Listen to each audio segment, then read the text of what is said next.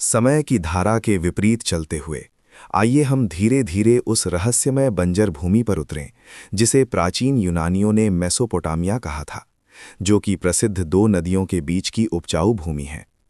दजला और फरात नदियां दो चमकते चांदी के विशाल ड्रैगन की तरह उत्तरी तुर्की पठार से गर्जना करते हुए नीचे उतरती हैं, हजारों मील की दूरी तय करती हैं और रास्ते भर खनिज समृद्ध गहरे पर्वत के टुकड़े तथा मूल्यवान कार्बनिक ह्यूमस समेटती रहती हैं।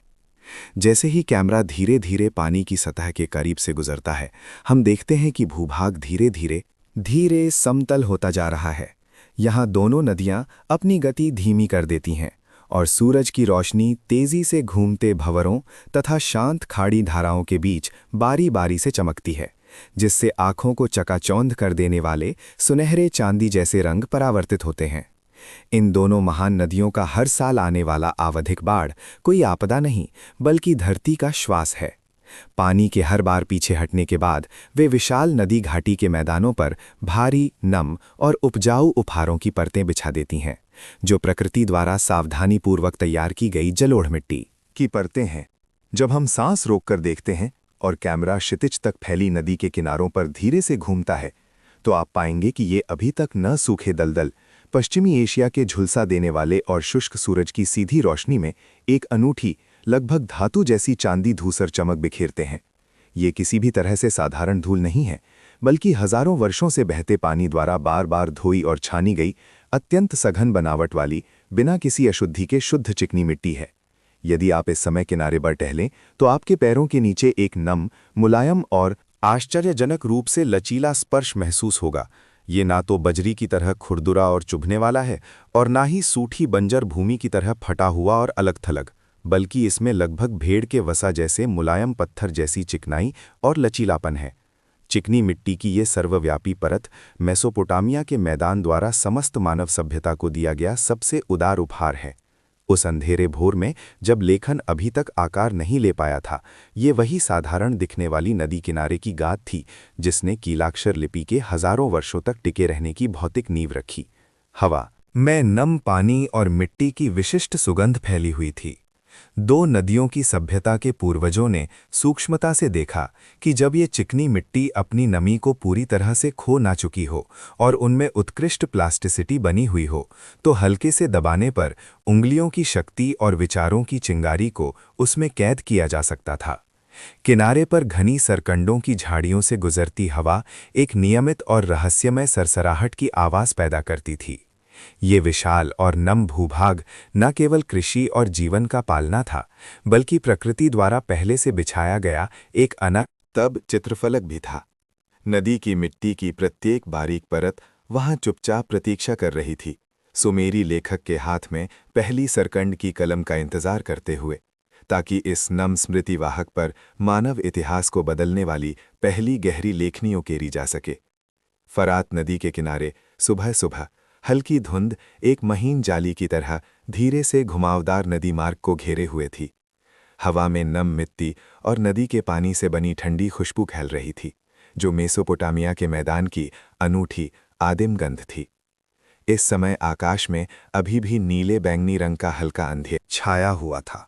दूर पानी के ऊपर से डर कर उड़ते जल पक्षियों के पंखों की फड़फड़ाहट की आवाज़ शांत बंजर भूमि में असाधारण रूप से स्पष्ट सुनाई दे रही थी।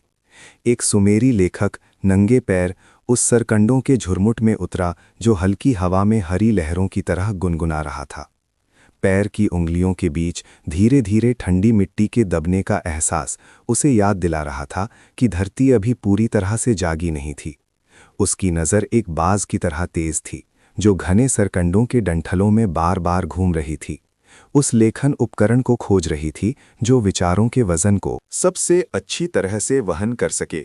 ये कोई आकस्मिक संग्रह नहीं था, बल्कि पैमाने, चमक और लचीलेपन से संबंधित एक पवित्र अनुष्ठान था, क्योंकि केवल बेहतरीन सामग्री ही इतिहास की लंबी धारा में एक अविनाशी छाप छोड़ सकती थी। लेखक ने अपनी कठोर उंगलियां बढ़ाईं और हरे भरे पानी से भरे डंठलों को धीरे से छुआ। उसने जानबूझकर उन नाजुक कोंपलों से परहेज किया जो लिखने के दौरान आसानी से टूट जातीं, और उन पुरानों, सूखी व कम लचीली टहनियों को भी छोड़ दिया। अंततः वो एक ऐसे उत्तम सरकंडे के सामने रुका जिसका व्यास लगभग एक वयस्क छोटी उंगली जितना था और जिसकी बाहरी परत का रंग हरे जेड पन्ना जैसा गहरा और लचीला था। वो धीरे धीरे नीचे झुका, अपनी कमर से एक अत्यंत तेज कांस्य की छोटी चाकू निकाली जो हल्की सुबह की रोशनी में ठंडी चमक रही थी। उसने उस नम जड़ पर सटीक रूप से तिरछा वार किया और तुरंत इस जीवन से भरपूर डंठल को अलग कर लिया। असली बारीक कारीगरी अगले शांत क्षणों में हुई। लेखक किनारे पर पालथी मारकर बैठ गया, अपनी हाथों में मौजूद सामग्री को एकाग्रचित्त होकर घूर रहा था। उसने पहले कुशलता से अतिरिक्त पत्ती के आवरणों को छील दिया, जिससे अंदर के चिकने और मजबूत रेशेदार भाग दिखाई दिए। इसके बाद उसकी कलाई एक लगभग पवित्र सटीकता के कोण पर थोड़ी झुकी और जैसे ही चाकू की धार ने सरकंड की बाहरी परत को काटा, एक सूक्ष्म लेकिन तीखी दरार की आवाज निकली जो खाली नदी के किनारे पर गूंज उठी। उसने साफ सुथरे तरीके से डंठल के एक सिरे को तिरछा काटा और फिर कटी हुई सतह पर कुशलता से कोण बदलते हुए 3 स्पष्ट कोनों वाले ज्यामितीय सौंदर्य से भरपूर समतल सतहें बनाईं। जैसे ही पक्की लकड़ी का आखिरी टुकड़ा एक टिड्डे के पंख जितना पतला धीरे से खिसक कर गिरा। एक नुकीले त्रिकोणीय अनुभाग वाला कलम का सिरा उंगलियों पर पूरी तरह से आकार ले चुका था। ये दिखने में साधारण कीलाक्षर कलम, जिसके सिरे के प्रत्येक ज्यामितीय पहलू सभ्यता की शक्ति का पूर्वाभास कराते थे, जल्द ही फैलाई जाने वाली नम मिट्टी की पटिया पर दबाने और उठाने की लय के माध्यम से मानव इतिहास के शुरुआती वाणिज्यिक अनुबंधों, कानूनी प्रावधानों और वीर महाकाव्यों को उकेरने वाली थी, जिससे उन क्षण भंगुर भाषाओं और इच्छाओं को मेसोपोटामिया की धूल और स्मृति में स्थायी रूप से जमा किया जा सके। उन दो नदियों के क्षेत्र की लंबी और तपती दोपहर में हवा में फरात नदी की विशिष्ट नम जलवाष्प और मिट्टी की सुगंध फैली हुई थी। लेखक प्रशिक्षु मिट्टी के ईंटों वाले घर की छाया में ध्यानमग्न होकर बैठे थे, सभ्यता के इस महत्वपूर्ण आधारशिला मिट्टी को तैयार कर रहे थे। ये केवल शारीरिक श्रम नहीं था, बल्कि धरती के सार का एक अभिषेक था। उन्होंने सबसे पहले नदी किनारे से लाई गई गीली मिट्टी को बड़े मिट्टी के बर्तनों में भिगोया, जिससे गाद धीरे धीरे पानी में बैठ जाए। ये एक अत्यंत समय लेने वाली और धैर्य की मांग करने वाली प्रक्रिया थी। महीन कपड़े की परतों या विशेष छलनी के माध्यम से मोटे रेत के कण, बारीक पौधों के अवशेष और छोटे पत्थर एक एक करके हटा दिए गए और केवल रेशम की तरह चिकनी, नदी के पानी के सार से भरपूर शुद्ध जलोढ़ मिट्टी बची। शुष्क हवा में नमी के धीरे धीरे वाष्पित होने के साथ ये पहले से ढीली और मुलायम गाद धीरे धीरे अपनी मोटी और गहरी आत्मा को प्रकट करती गई। इस समय लेखक को अपनी पूरी शक्ति लगानी पड़ती थी और मिट्टी के साथ एक लयबद्ध संघर्ष शुरू करना पड़ता था। वे नियमित लय में मिट्टी के गोले को बार बार गूंथते, टरते और दबाते थे, जिसे मिट्टी के बर्तन बनाने की कला में मिट्टी तैयार करना वेजिंग कहा जाता है। हथेली का हर गहरा दबाव मिट्टी के भीतर छिपे बेचैन सांसों जैसे छोटे वायु बुलबुले को बाहर निकालने के लिए था। ये बुलबुले लेखक के सबसे घातक दुश्मन थे। यदि उन्हें पूरी तरह से नहीं हटाया जाता तो आने वाले वर्षों में जब मिट्टी की पटियां सूखे मौसम या कृत्रिम रूप से सुखाने के कारण सिकुड़ती तो बची हुई हवा फैल जाती और पवित्र अभिलेखों के ढहने टूटने का अदृश्य बम बन जाती। लेखक के हाथ लगातार मिट्टी में घूमते रहे। शुरुआत में चिपचिपी और गीली मिट्टी का एहसास धीरे धीरे एक अद्भुत लचीलेपन में बदलता। अगंततः सैकड़ों हजारों बार गूंथने के बाद मिट्टी का गोला लगभग एक पूर्ण संतुलन की स्थिति में पहुंच गया। उसमें एक नम, अर्ध चमकदार आभा थी जो एक ताजे कसकर बंधे और जीवंत आटे के लोथ की तरह दिखती थी। ये नरम त्वचा की तरह उच्च प्लास्टिसिटी बनाए रख सकता था, फिर भी चमत्कारिक रूप से हाथों से बिल्कुल नहीं चिपकता था। जब आप सरकंड की कलम की नोक को इस सावधानी से तैयार की गई उपजाऊ मिट्टी में धीरे से दबाते तो ये न तो बहुत नरम होने के कारण स्ट्रोक को ढहाता या विकृत करता और न ही बहुत कठोर होने के कारण बारीक दरारें पैदा करता। कीलाक्षर के प्रत्येक मोड़ पर मिट्टी की सतह पर चाकू की धार जैसी स्पष्ट, नुकीली और साफ रेखाएं बनती थीं। यह शाश्वत स्मृति के लिए विशेष रूप से तैयार किया गया एक मंदिर था जो सरकंड की कलम की नोक के आगमन की चुपचाप प्रतीक्षा कर रहा था, ताकि उन आने वाले अनुबंधों, प्राचीन महाकाव्यों और गंभीर कानूनों को समय से परे एक रूप में धरती के इस उपहार में गहराई से उकेरा जा सके। आइए हम अपनी चेतना को धीरे धीरे 5000 साल पहले के उस धूप से सराबोर 2 नदियों के क्षेत्र में ले चलें, जहां दजला और फरात नदियां मिलती हैं। उस उपजाऊ मैदान में हवा में हमेशा नदी के पानी की मिठास और नम मिट्टी की मिश्रित एक अनूठी सुगंध तैरती रहती थी। इस क्षण एक सुमेरी लेखक मंदिर के कार्यशाला की घिसी हुई और चमचमाती पत्थर की सीढ़ियों पर घुटने टेककर बैठा था। उसके हाथ मानव सभ्यता की स्मृति का सबसे आदिम पालना, विचारों को अमरता में बदलने वाले एक अनुष्ठान की तैयारी कर रहे थे। उसने चिकने किए गए सरकंडों की टोकरी से शुद्ध ग्रे मिट्टी का एक गोला निकाला, जिसे अनगिनत बार धोया गया था और जिसमें से बारीक रेत और सूखे घास फूस पूरी तरह से छानकर हटा दिए गए थे। ये मिट्टी नदियों द्वारा सुमेरियों को दिया गया सबसे अनमोल उपहार थी, जिसकी बनावट घनी और लचीली थी, एक नवजात शिशु की त्वचा की तरह नाजुक और लोचदार। शांत कार्यशाला में एक के बाद एक धीमी और लयबद्ध थपथपाहट की आवाज़ें गूंज उठीं। लेखक ने उस ग्रे मिट्टी के गोले को एक गहरे बेसाल्ट पत्थर की सतह पर जोर से दबाया, जो इतनी समतल थी कि उसमें एक धुंधली छवि भी दिखाई दे सकती थी। उसकी हथेलियां चौड़ी और मजबूत थीं, जो सरकंड के कलम और नम मिट्टी के साथ लंबे समय तक काम करने के निशान थे। सनेहा हथेली की जड़ की कुशलता का उपयोग करते हुए बार बार रगड़ा, धकेला और गूंथा, जैसे किसी सजीव पदार्थ को शांत कर रहा हो, जब तक कि मिट्टी के गोले के भीतर गहराई में छिपे हुए सभी सूक्ष्म वायु बुलबुले बाहर नहीं निकल गए, ये सुनिश्चित करते हुए कि संरचना का हर इंच कसकर और दोषरहित हो। ये धरती के साथ एक गहरा संवाद था।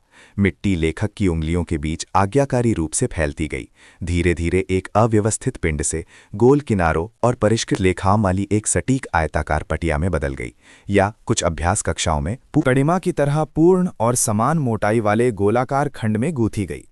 ठीक इसी अंतिम परिष्करण के क्षण में लेखक ने अपनी गर्म उंगलियों से मिट्टी की पटिया की सतह को हल्के से छुआ। उसकी हरकतें वीणा के तार छेड़ते समय जैसी कोमल थीं। वो दर्पण जैसी समतल सतह इस समय एक सांस रोक देने वाला दृश्य तनाव दिखा रही थी। मंदिर की ऊंची खिड़कियों से आती सुनहरी पार्श्व प्रकाश में अभी तक न सूखी मिट्टी की पटिया की सतह पर एक अत्यंत मंद, सुबह की ओस के वष्पीकरण जैसी झिलमिलाती जल चमक दिखाई दी। वो जल चमक बारीक मिट्टी की सतह पर हल्की सी टिमटिमा रही थी, नम और पारदर्शी, जो इस बात का संकेत दे रही थी कि वो आने वाले कीलाक्षर लेखन को धारण करने के लिए तैयार थी। ये केवल मिट्टी का रूपांतरण नहीं था, ये एक खाली कैनवास था, जो वाणिज्यिक अनुबंधों, देवताओं के भजन और नायक गिलगमेश के शानदार महाकाव्य को धारण करने वाला था। ये हल्की ठंडी, भारी और जीवंत मिट्टी की पटिया पत्थर की सतह पर चुपचाप पड़ी थी, नुकीली सरकंड की कलम की नोक का इंतजार कर रही थी कि वो उस मनमोहक जल चमक को चीरकर क्षणभंगुर मानव भाषा को इस सभ्यता के डीएनए में स्थायी रूप से उकेर दे। फरात और दजला नदियों के संगम से बने उपजाऊ नवचंद्र क्षेत्र में दोपहर की धूप भारी और चिपचिपी लग रही थी। एक लेखक मंदिर के शांत गलियारे के नीचे चुपचाप बैठा था। उसकी गोद में नदी के किनारे से लाई गई मिट्टी से बनी, सावधानी से गूंथी हुई एक नम मिट्टी की पटिया रखी थी। इस मिट्टी की टिकिया से एक ठंडी मिट्टी की गंध आ रही थी।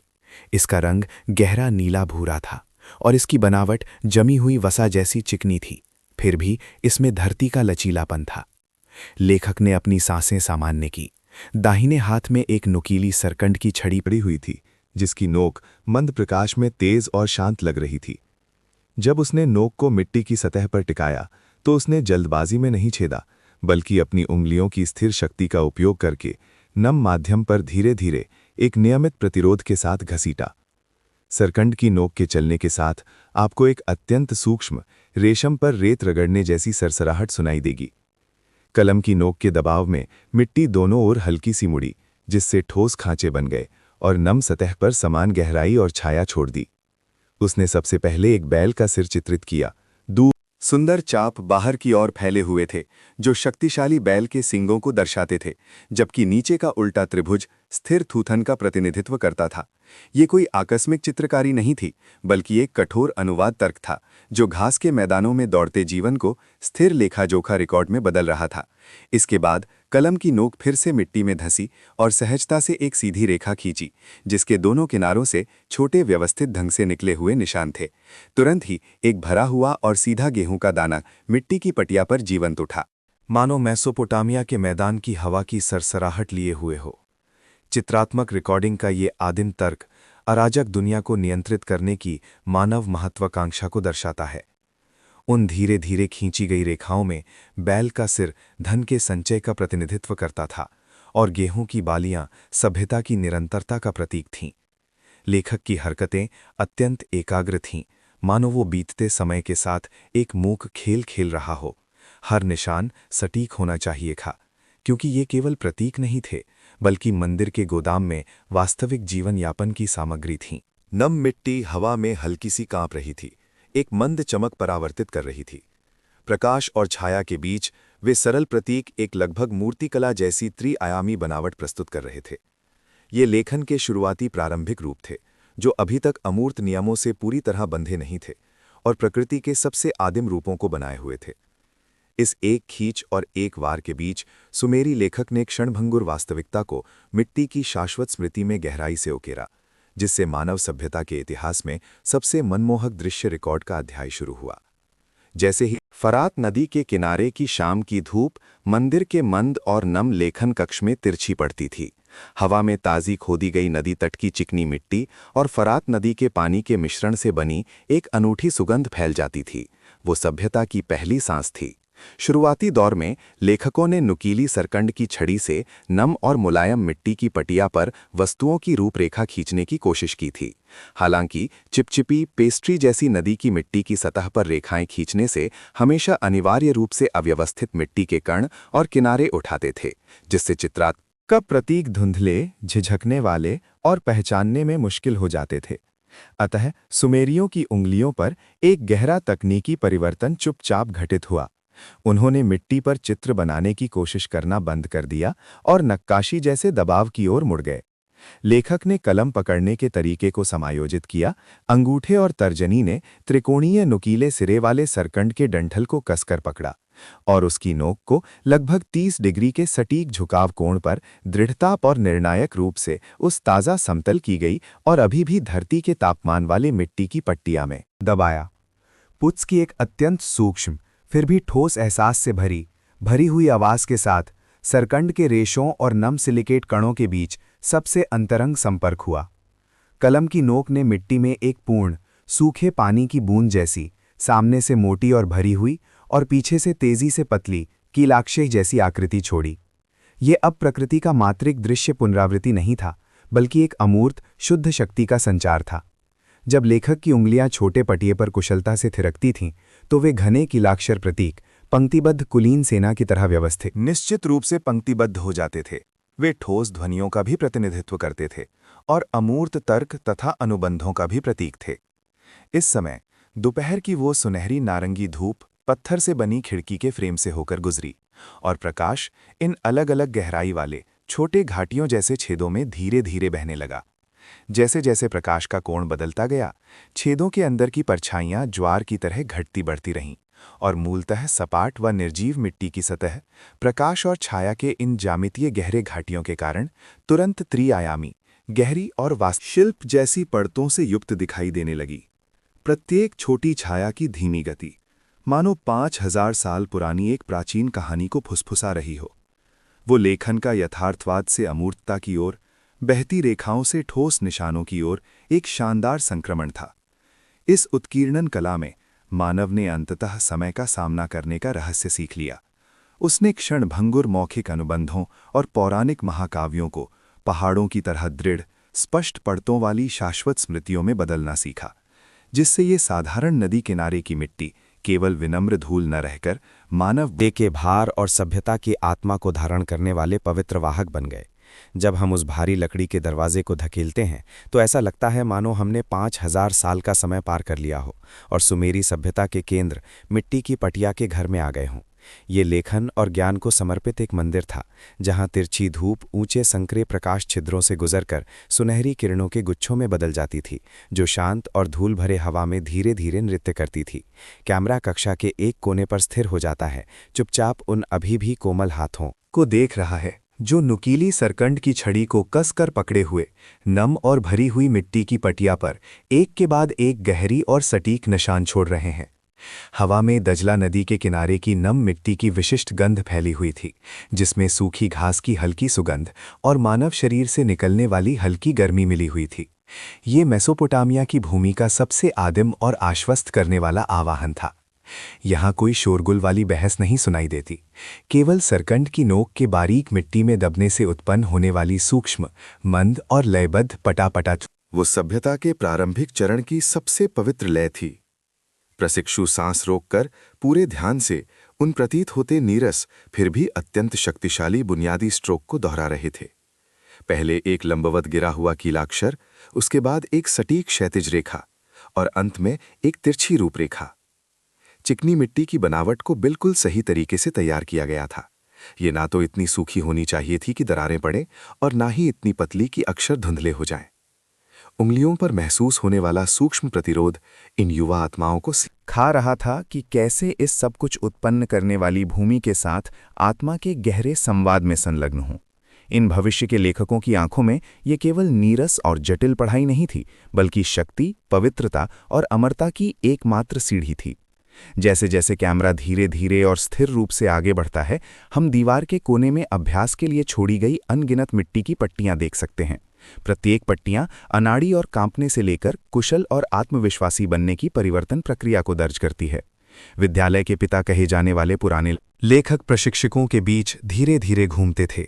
उनकी गहरी और कठोर नज़र हर कीलाक्षर के कोण और गहराई की जांच करती थी। ये लगभग शिल्प जैसी कठोर परंपरा ने सुनिश्चित किया कि सुमेरियों की सामूहिक स्मृति जली हुई मिट्टी के बर्तनों की तरह आग और रेत में भी दृढ़ और अमर रहे। पूर्ण शांति से घिरे इस शैक्षिक स्थान में समय मानो नम मिट्टी की परतों में जम गया था। केवल लयबद्ध उत्कीर्णन की आवाज़ें मोटी मिट्टी की दीवारों के बीच धीरे धीरे गूंज रही थीं। ये केवल लेखन का अभ्यास नहीं था, बल्कि एकाग्रता और व्यवस्था का एक साधन था, जो मानव की सबसे प्राचीन बुद्धि को एक एक कर सभ्यता के डीएनए में उकेर रहा था, ताकि वो नम मिट्टी की सुगंध और ज्ञान के प्रति श्रद्धा इतिहास की लंबी धारा के साथ साथ कई युगों को पार कर सके। और आज भी हमें उन मिट्टी की पट्टियों से निकलने वाली हल्की, ठंडी और शांत जीवन शक्ति का अनुभव हो सके। तपते सूरज से झुलसते मेसोपोटामिया के मैदान पर मंदिर की मोटी मिट्टी की दीवारों की छाया में एक शांत फिर भी भव्य व्यवस्था क्रांति नम मिट्टी की पट्टियों पर धीरे धीरे आकार ले रही थी। हम मानो सुन सकते थे नुकीली ड की कलम की नोक जब नरम मिट्टी की सतह पर चलती थी तो एक सूक्ष्म, तीखी और लयबद्ध चीरने की आवाज आती थी। वो मानव सभ्यता का बहती हुई वास्तविक दुनिया को स्थायी अभिलेखों में जमाने का पहला स्वर था। सुमेरी लेखकों की उंगलियां मिट्टी के नम प्रतिरोध और स्थिर भार को सूक्ष्मता से महसूस कर रही थीं। वे केवल रिकॉर्ड नहीं कर रहे थे, बल्कि एक नगर राज्य के अस्तित्व के लिए आवश्यक आर्थिक ढांचा बुन रहे थे। जब हम इस परतदार प्रशासनिक खाते पर नजर डालते हैं, तो सबसे पहले वो सांस रोक देने वाला तर्कसंगत सौंदर्य हमें व्यक्त करता है। अलग अलग गहराई वाले वे गोलाकार गड्ढे और व्यवस्थित लंबाई वाले शंकु के आकार के निशान कोई आकस्मिक सजावट नहीं थे, बल्कि संख्यात्मक प्रतीकों की एक कठोर और जटिल प्रणाली थे। बड़े और गोल निशान कुल मात्रा का प्रतिनिधित्व करते थे, जबकि पतली तिरछी रेखाएं बारीक शेष राशि को सटीक रूप से चिन्हित करती थीं। संख्यात्मक प्रतीकों की यह प्रणाली ठोस सामग्री चित्रों के साथ घनिष्ठ रूप से जुड़ी हुई थी, जिससे समय और स्थान को पार करने वाला एक दृश्य तर्क बनता था। उस सजीव रूप से उकेरे गए गेहूं के पैटर्न को देख, ये प्रत्येक बाली की बनावट स्पष्ट रूप से दिखाई दे रही है, जो धरती के प्रचुर उपहार का प्रतीक है। और बगल में सैनिकों की तरह पहरा देते हुए पंक्तिबद्ध गिनती के प्रतीक गोदाम में आने वाले गेहूं के हर बुशेल की मात्रा को सटीक रूप से दर्ज करते थे। ये सुनिश्चित करते थे कि सूखे के वर्षों में हर अनाज का गंतव्य पता लगाया जा सके। 5000 साल पहले के बंजर भूमि पर यह सटीकता प्रगतिशील और पवित्र दोनों लगती थी। नज़र मिट्टी की पटिया के दूसरी ओर जाती है, जहां भेड़ का प्रतिनिधित्व करने वाले वृत्त में क्रॉस चढ़े हुए प्रतीक व्यवस्थित रूप से पंक्तिबद्ध हैं। लेखक ने विभिन्न आकृतियों के निशानों के कुशल संयोजन के माध्यम से बलि, व्यापार और प्रजनन की प्रक्रियाओं में भेड़ बकरियों की संख्या में होने वाले गतिशील उतार चढ़ाव को सटीक रूप से दर्ज किया। यहाँ कोई अनावश्यक अलंकार नहीं था, केवल प्रशासनिक प्रबंधन की लगभग कठोर व्यवस्था थी। वयस्क नर भेड़, उर्वर मादा भेड़ और यहाँ तक कि नवजात मेमने भी, हर भेड़, हर बहुमूल्य भेड़ की खाल शब्दों और संख्याओं के आपस में गुंथे हुए ग्रिड में सख्ती से बंद थी। तिरछी धूप में ये प्रतीक अलग अलग गहराई की छोटी छोटी परछाइयां डालते थे, जिससे पूरी मिट्टी की पटिया शहर की सांस के साथ धड़कती हुई प्रतीत होती थी। ये एक अव्यवस्थित दुनिया को स्पष्ट तर्क में बदलने का एक महान प्रयास था। लेखक ने अपनी उंगलियों की कला से विशाल भंडार सामग्री को जांचने योग्य, लेखा परीक्षित प्रतीकों की श्रृंखला में बदल दिया। विवरणों के प्रति ये लगभग जुनूनी खोज ने न केवल सुमेरियों के जीवन संसाधनों के प्रति अत्यधिक प्रेम को दर्शाया, बल्कि मानव समाज के संगठित प्रबंधन की नींव भी रखी। इन प्रत्येक खरोंच, प्रत्येक एक गड्ढे में हम अब केवल सूखे गेहूं या दूर की भेड़ों को नहीं देखते, बल्कि मानव बुद्धि द्वारा अराजक बंजर भूमि में हाथ से गढ़ी गई तर्क की पहली सुस्पष्ट किरण को देखते थे, जिसने संपूर्ण मेसोपोटामिया सभ्यता की समृद्धि और निरंतरता को सहारा दिया। सुमेरी कार्यशाला में, जहां सूरज की तिरछी किरणें पड़ती थीं और हल्की हवा बहती थी, हवा में हमेशा दजला नदी के पानी और नम चिकनी मिट्टी के मिश्रण की आदिम गंध फैली रहती थी। युवा लेखक ने अपनी सांस रोककर पूरी तरह से ध्यान केंद्रित किया। उसके हाथ में सरकंड की कलम अब वो मिट्टी की पतिया पर वस्तुओं की रूपरेखा खींच नहीं रही थी, बल्कि मानव दृष्टि और विचार के इतिहास में सबसे गहरी क्रांति की शुरुआत कर रही थी। शुरुआत में गेहूं की बालियों, बैलों या लहरों का प्रतीक बनने वाले वे चित्र मूल रूप से सीधी रेखा में जीवंत और यथार्थवादी चित्रण थे। वे प्रकृति के सूक्ष्म रूप थे, जिनमें मिट्टी की सुगंध और जीवन की गतिशीलता थी।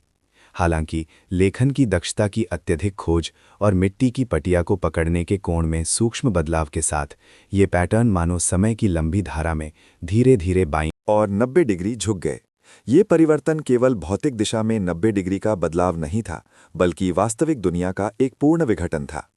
मूल रूप से गोल, सहज और वास्तविक वस्तुओं के किनारों की नकल करने वाली सुंदर घुमावदार रेखाएं सरकंड की कलम की तिरछी नोक के दबाव से अनगिनत मजबूत, कोणीय और स्पष्ट रूप से त्रिकोणीय कीलाक्षर आकृतियों में जबरदस्त तोड़ दी गईं। हर बार कलम चलाने का मतलब प्राकृतिक रूपों को एक शानदार विदाई देना था। जब सरकंड की कलम की नोक नर्म, वसा जैसी चिकनी मिट्टी में गहराई से धसी और अलग-अलग दहाई की परछाइयां छोड़ गईं, तो वो अब आसमान में उड़ते पक्षियों के हल्के पंख नहीं थे, बल्कि 3 आपस में जुड़ी हुई छोटी और जोरदार क्षैतिज रेखाएं थीं। वो अब नदी तल में तेजी से बहता पानी नहीं था, बल्कि क्षैतिज रूप से व्यवस्थित, समान रूप से टूटे हुए प्रतीक थे। ठोस चित्रों से अमूर्त संकेतों की ओर यह आश्चर्यजनक छलांग ने लेखन को वास्तविक वस्तुओं पर इंद्रियगत निर्भरता से धीरे धीरे मुक्त कर दिया। प्रतीकों को अब धरती के स्वरूप की नकल करने की आवश्यकता नहीं थी, बल्कि वे एक कठोर, ठंडी, फिर भी अत्यधिक कुशल तार्किक कोड की प्रणाली में विकसित हो गए। जब मूल रूप से स्पष्ट रूप से पहचाने जाने वाले बैल के सिर को केवल ज्यामितीय कोणों के संयोजन में छोटा कर दिया गया, तो मानव की सामूहिक सोच भी सीधे अवलोकन से गहरे अमूर्त चिंतन की ओर बढ़ गई। ये प्रतीक अधिक जटिल शब्दांशों, व्याकरण और वृहद अमूर्त अवधारणाओं को धारण करने लगे, जिससे ठोस पदार्थ समय और स्थान से परे एक भाषाई शक्ति में ऊर्ध्वगामी हो गया। ये अब केवल वर्तमान अनाज लेन देन का एक साधारण रिकॉर्ड नहीं था, बल्कि वास्तविक दुनिया का एक प्रतीकात्मक पुनर्गठन था, जिसने वह सभ्यता की स्मृति को इन प्रतीत होने वाले ठंडे लेकिन वास्तव में ब्रह्मांडीय व्यवस्था को समाहित करने वाले ज्यामितीय संयोजनों में मेसोपोटामिया के तपते सूरज से सूखी मिट्टी की पट्टियों पर स्थायी रूप से जमने दिया, जिससे आदिम चित्रण से उच्च सभ्यतावादी विचार तक का अंतिम परिवर्तन पूरा हुआ और खुरदुरी मिट्टी की बनावट के बीच अविनाशी ज्ञान की छाप अंकित हो गई। हवा में फरात नदी के किनारे की विशिष्ट नमगंध फैली हुई थी, जिसमें सरकंड की हल्की सुगंध और प्राचीन तेल के दीपकों से निकलने वाले धुएं की गंध मिली हुई थी। यहाँ प्रकाश और छाया मिट्टी की ईंटों की दीवारों पर धीरे धीरे प्रवाहित हो रहे थे। एक लेखक अपनी सांस रोककर एक विशाल मिट्टी की पटिया के सामने ध्यानमग्न था, जिसे अभी अभी गूंथा गया था और जिसकी बनावट वसा की तरह चिकनी थी। लंबे साहित्यिक कार्य जैसे कि नायकत्व और अमरता के बारे में गिलगमेश महाकाव्य लापरवाही से नहीं लिखे गए थे, बल्कि व्यवस्था और सौंदर्य शास्त्र की चरम खोज सी। लेखक की सूखी हुई फिर भी स्थिर उंगलियों ने एक पतली डोरी को धीरे से पकड़ा और मिट्टी के सूखने से पहले पटिया की सतह पर धनुष की प्रतंचा की तरह सीधी क्षैतिज रेखाएं सटीक रूप से उकेरीं। ये क्षैतिज रेखाएं केवल दृश्य मार्गदर्शक नहीं थीं, बल्कि लेखक की आत्मा का माप भी थीं।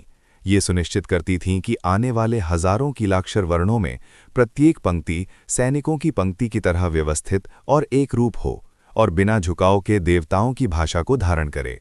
जैसे ही लकड़ी की कलम की नोक मिट्टी की पटिया पर हल्के और लयबद्ध ढंग से थिरकती थी, जिससे सूक्ष्म चकचक की आवाज निकलती थी, गहरे कीलाक्षर प्रतीक धीरे धीरे पंक्तियों को भरते गए। जब कहानी की भव्यता एक ही पटिया में समाहित नहीं हो पाती थी, तब असली परीक्षा शुरू होती थी। लेखक को लगातार कई मिट्टी की पट्टियों के बीच एक समान लिपि संरचना और स्ट्रोक की गहराई बनाए रखनी पड़ती थी, जिसके लिए बल पर लगभग दैवीय नियंत्रण की आवश्यकता होती थी, ताकि पूरा महाकाव्य ऐसा लगे मानो वो एक ही क्षण से निकला हो। इन भारी मिट्टी के टुकड़ों को लंबे समय तक खोने से बचाने के लिए उसने प्रत्येक मिट्टी की पटिया के सबसे निचले सिरे पर अगली पटिया की पहली पंक्ति को करीने से उकेरा। ये वही सूक्ष्म डिजाइन था जिसे बाद में एच लाइन कहा गया, जो एक अदृश्य हुक और ताले की तरह भव्य कथा को कसकर जोड़ता था। जब सूरज की किरणें लेखन कक्ष में तिरछी पड़ती थीं, सुनहरी धूल हवा में घूमती थी, तो लेआउट की कठोरता लगभग अत्यधिक थी। प्रत्येक क्षैतिज रेखा के बीच की दूरी को सटीक मानसिक गणना से मापा जाता था, ताकि अक्षरों को सांस लेने के लिए पर्याप्त जगह मिल सके और मिट्टी की पटिया सूखने पर जटिल कीलाक्षर संरचनाएं एक दूसरे से न दबें। पटिया के अंत में लेखक सावधानीपूर्वक एक उपसंहार भी छोड़ता था, जिसमें कार्य का शीर्षक, क्रमांक और उस विस्मय का वंशानुक्रम सूची को दर्ज किया जाता था। जब हम उन 3000 वर्षों के मौसम को झेल चुके टुकड़ों को छूते हैं, तो भी हम उस समय लेखक की मिट्टी दबाते समय की एकाग्रता को महसूस कर सकते हैं। दर्जनों से अधिक मिट्टी की पट्टियों पर लगातार एक जैसी लिखावट ये साबित करती है कि उसने अपनी लंबे समय तक की नकल करने की अवधि में थकान और समय को कैसे हराया। शिल्प के प्रति ये चरम लगन भारी महाकाव्यों को केवल नीरस प्रतीक नहीं, बल्कि दृष्टि और स्पर्श का एक मिला-जुला आनंद बना दिया, जिससे बाद के पाठक जब उनकी उंगलियां मिट्टी की पट्टियों के दरारों पर फिसलती हैं, तो भी प्राचीन मेसोपोटामिया से आने वाली सभ्यता और व्यवस्था की गहरी प्रतिध्वनि को सुन सकते हैं। जैसे ही सुमेरी लेखक ने अपने हाथ में नुकीली सरकंड की कलम धीरे से नीचे रखी, नम मिट्टी की पटिया पर गहरे उकीरे गए कीलाक्षर चुपचाप कायापलट नामक एक पवित्र अनुष्ठान का स्वागत कर रहे थे। शुरुआत में दजला या फरात नदी के किनारे से लाई गई ये नरम मिट्टी छूने पर अभी भी हल्की ठंडक और भारी नमी महसूस कराती थी, जिससे नदी के पानी से धोने के बाद की विशिष्ट हल्की मिट्टी जैसी धरती की गंध आती थी। दो नदियों के क्षेत्र की शुष्क और गर्म हवा में नमी छोटे छिद्रों से धीरे धीरे और लगातार बाहर निकलने लगी। ये एक ऐसा फैलाव था जिसे नग्न आंखों से मुश्किल से देखा जा सकता था। मूलतः गहरे भूरे भूरे रंग की अत्यधिक लचीली चिकनी मिट्टी सूरज के कोमल स्पर्श से धीरे धीरे अपना रंग हल्का करती गई और धीरे धीरे रेगिस्तानी चट्टान जैसी हल्के बेज या सूखी घास के रंग में बदल गई। मुक्त जल के निकलने के साथ मिट्टी के भीतर के खनिज कण तेजी से एक दूसरे के करीब आए और सिकुड़ गए। मूल रूप से वो लचीलापन जिसे आसान इससे गूंथा जा सकता था, धीरे धीरे कठोर चमड़े जैसी चमड़े की कठोरता में बदल गया।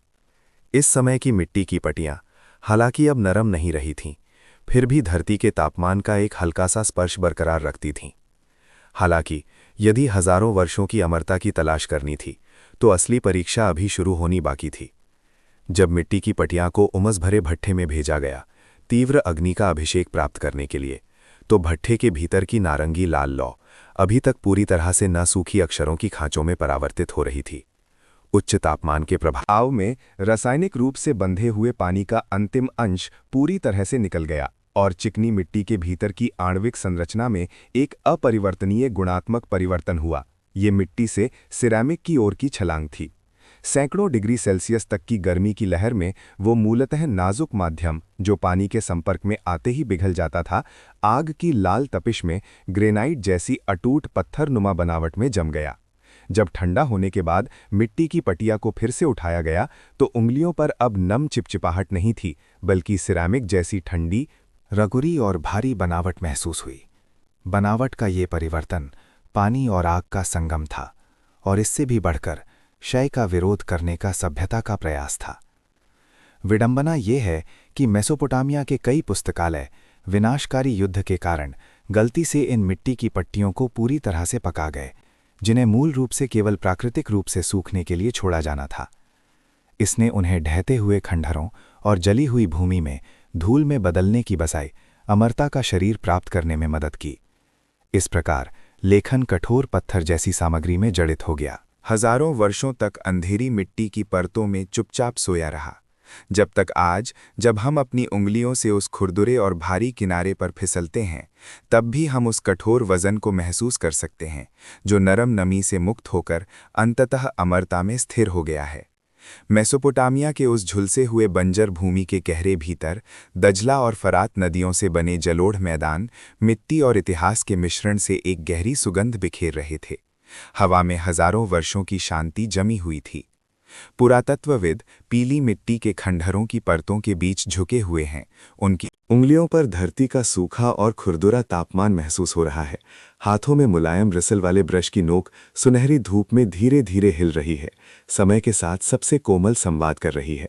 जैसे ही ब्रश के बाल भारी धूल पर हल्के से फिरे, बारीक पाउडर धुएं की तरह प्रकाश और छाया में फैल गया और 4000 साल से अधिक समय से अंधेरी धरती के नीचे सोई हुई एक मिट्टी की पटिया अंततः इस क्षण आधुनिक सूरज की रोशनी से फिर से मिली।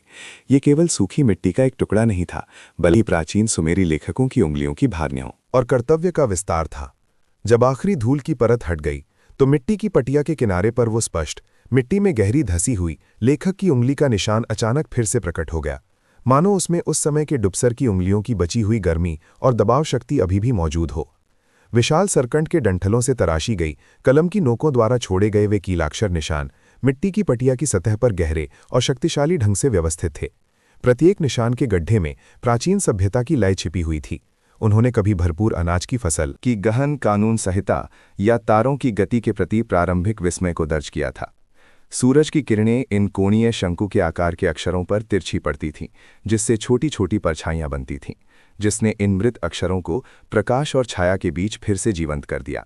मानो समय की नदी पार कर चुका वो लेखक वर्तमान दर्शक से युगों युगों तक एक आत्मिक फुसफुसाहट कर रहा हो। ये पूरी तरह से एक मूक संवाद था, जिसमें शब्दों का शोर नहीं था, केवल उंगलियों और उंगली के निशानों का मेल था और राख से सभ्यता के पुनर्जन्म की तीव्र कंपन थी। इस एक सांस के क्षण में मेसोपोटामिया की भव्यता अब एक सूखा ऐतिहासिक अंश नहीं है, बल्कि ये मिट्टी की सुगंध लिए हुए वास्तविक रूप से स्पर्श योग्य शिल्प का सार है, जिसने चुपचाप देखा कि कैसे मानव ने क्षणभंगुर विचारों और खातों को सबसे सामान्य नदी की गाद और रेत के माध्यम से स्थायी निशानों में बदलने की इच्छा की।